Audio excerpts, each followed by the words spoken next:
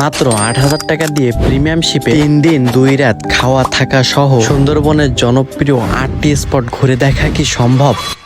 হ্যাঁ, আমি বলবো সম্ভব। এবার আমাদের ভ্রমণতরীর নাম এমভি আকঞ্জিওয়ান নন এসি। বরাবরের মতোই এবারও আমাদের প্রথম স্পট ছিল আন্দারমানিক ইকো ট্যুরিজম কেন্দ্র।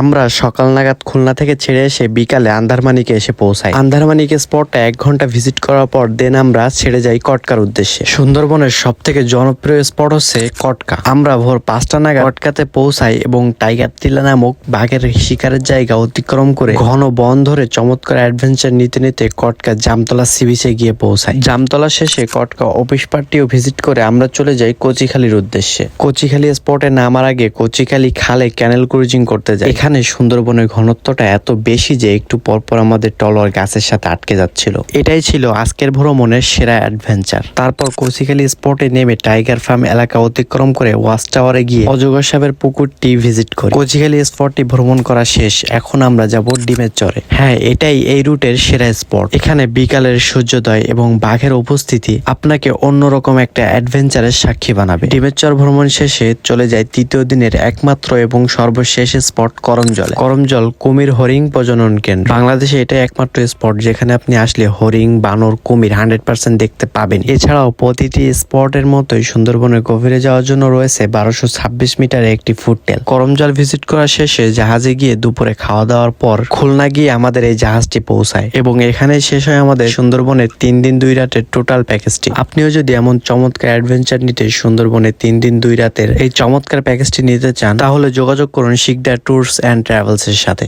সুন্দরবন ভ্রমণগুলো নন এসি জাহাজে সাধারণত শুরু হয় ৮,০০০ টাকা থেকে এবং এসি 5 স্টার মানের বিলাসবহুল জাহাজে ২৫,০০০ টাকা পর্যন্ত। আজকের ভিডিওটা এই পর্যন্তই। দেখা হচ্ছে অন্য কোনো ভিডিওতে। সেই পর্যন্ত নিজে ভালো থাকুন, অন্যকে ভালো রাখুন। আল্লাহ হাফেজ।